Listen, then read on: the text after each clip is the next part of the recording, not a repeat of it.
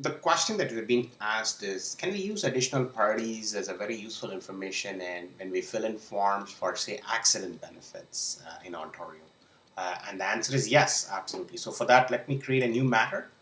So I'm going to create action, new matter. Let's assume our client is Mr. Jason Spellbound. I'll create a new matter. Let's say it is accident claims. You can click here and you can even give it what kind of area of practice. Let's say it's an employment issue, and you can hit the save button. Now once you've created the matter, this is where you start adding parties related to the matter. Like for example, the first and foremost thing obviously you will add is the spouse of this person, or maybe the dependents for this person, right? So you can always go here to additional parties and add a dependent. So I'm going to do that. So I'll say add a party, and I'll say Spellbound, Fiona Spellbound, and I'll add her as a dependent. And you can also add her as a spouse or a joint retainer as well, and she will become a dependent as well.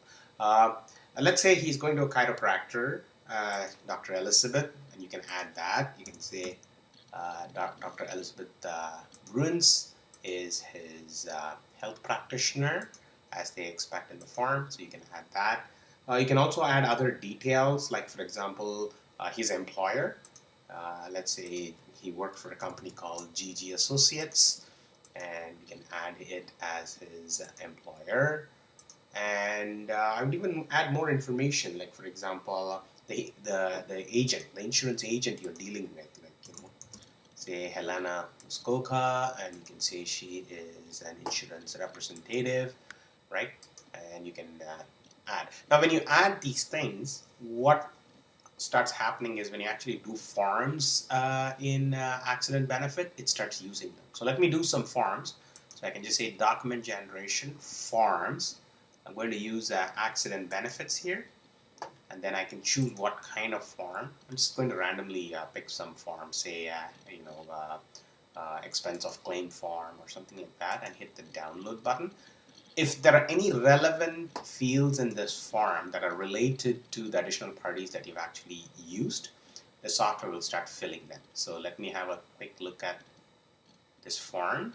So that's form 1227E.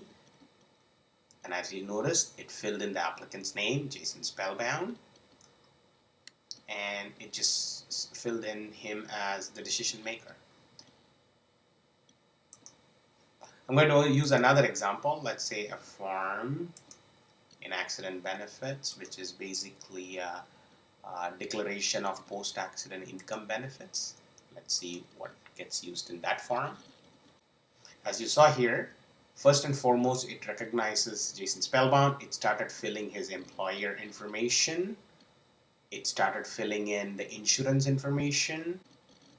And it also filled in him as a signature. Now, if Jason was actually disabled and he was not able to make decisions, you could actually declare who is the substitute decision maker. So you can say, you can add more party, and you can say Fiona is not only his dependent, but she's also a substitute decision maker.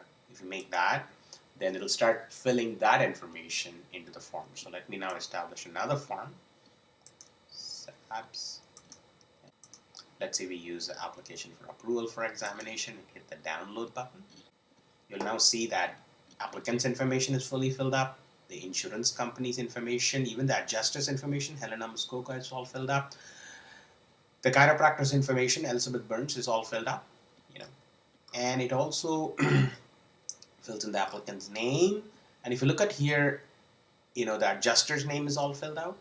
And if you look at the end, the substitute or decision maker's name is actually filled rather than Jason's name. So the software is very smart. It takes all the information that you've given once in the additional parties and uses it in several of the forms as you saw.